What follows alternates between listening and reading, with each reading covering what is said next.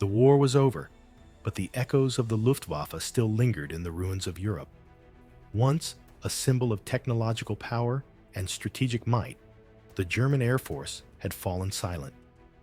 Its aircraft lay scattered across airfields, burned, broken, or surrendered. The men who had commanded this force, the field marshals of Hitler's Third Reich, now faced a different kind of battle: the struggle for survival, justice, and legacy in a world that no longer recognized their authority. These were men who once shaped the skies of Europe, strategists, tacticians, and servants of a doomed regime. When the Third Reich collapsed, they did not vanish into history. Some faced judgment.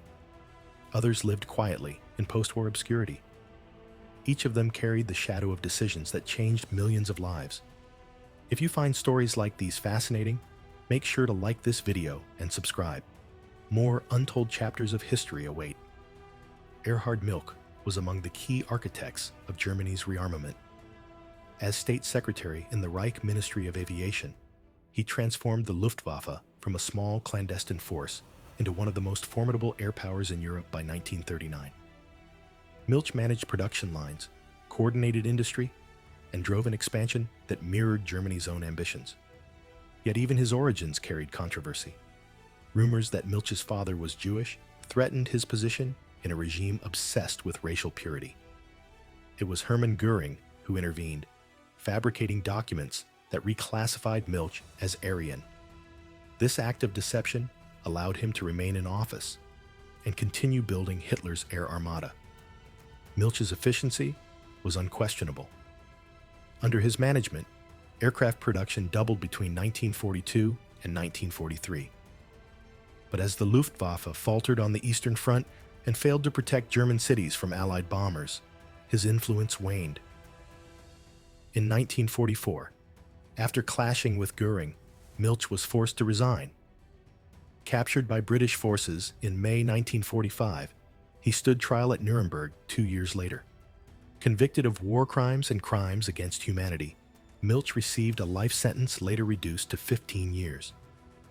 Released in 1954, he lived out his remaining years quietly as an industrial consultant. When he died in 1972, he was the last surviving Luftwaffe field marshal, a man who had built an air force that ultimately destroyed itself. Hugo Sperrle's career spanned 2 world wars. In the 1930s, he commanded the Condor Legion during the Spanish Civil War, testing tactics that would define early German air warfare. By 1940, he led Luftwaffe 3, orchestrating bombing campaigns against France and Britain. Sperrle understood strategy, but he also recognized limits. During the Battle of Britain, he urged Göring to continue targeting Royal Air Force bases. Göring instead shifted focus to London, a decision that proved disastrous. The Luftwaffe lost momentum, and with it, the chance to cripple British air defenses. As Allied air power grew, Sperrle's command was stretched thin.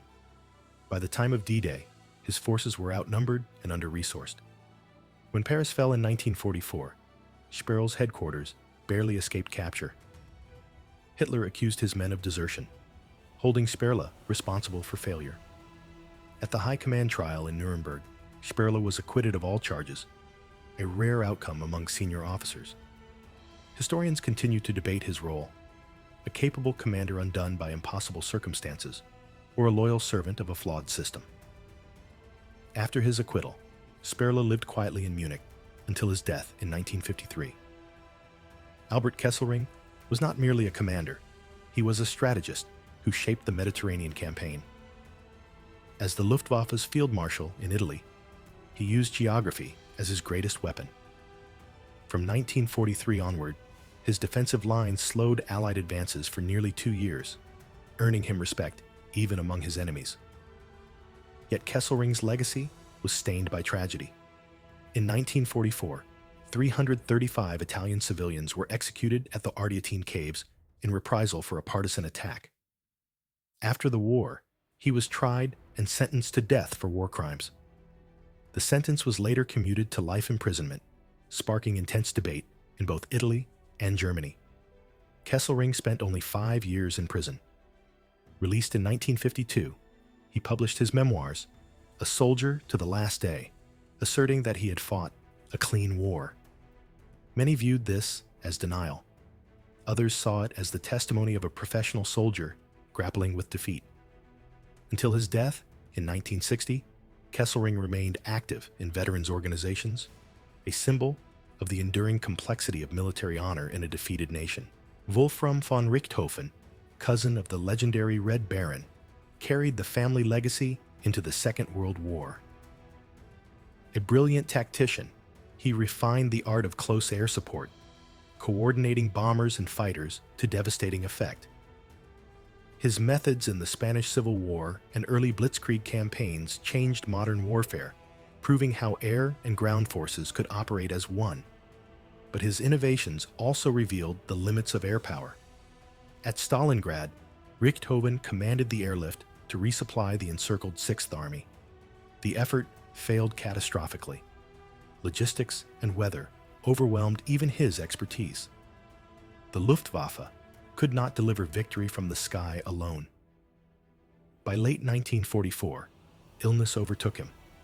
A brain tumor forced his retirement, and he died the following year in American captivity.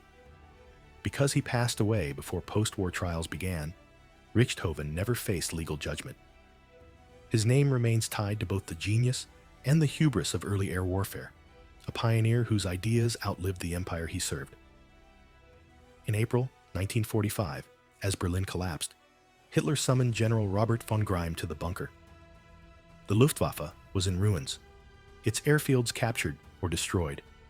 Through heavy fire, test pilot Hanne Reich flew von Greim into the besieged city. Hitler greeted him with fury and desperation, promoting him to Field Marshal, the Luftwaffe's last commander.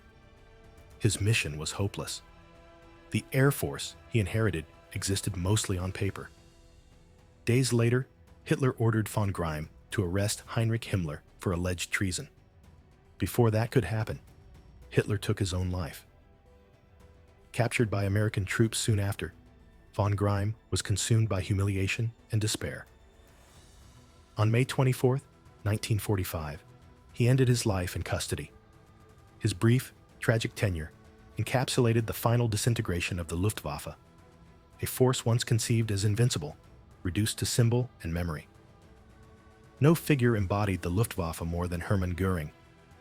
Charismatic, powerful, and deeply flawed, he transformed from decorated World War I pilot to one of the most prominent leaders of Nazi Germany.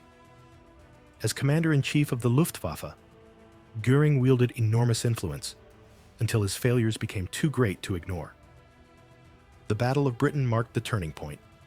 His misjudgments cost Germany air superiority, and by 1944, his once mighty air force was losing control of the skies it once dominated. When Hitler accused him of betrayal in the war's final hours, Göring's fall was complete. Captured by American forces, Göring became the central figure at the Nuremberg trials. Articulate and manipulative, he attempted to recast himself as a loyal soldier rather than a war criminal. But the evidence was overwhelming. Convicted on all counts, Göring was sentenced to death.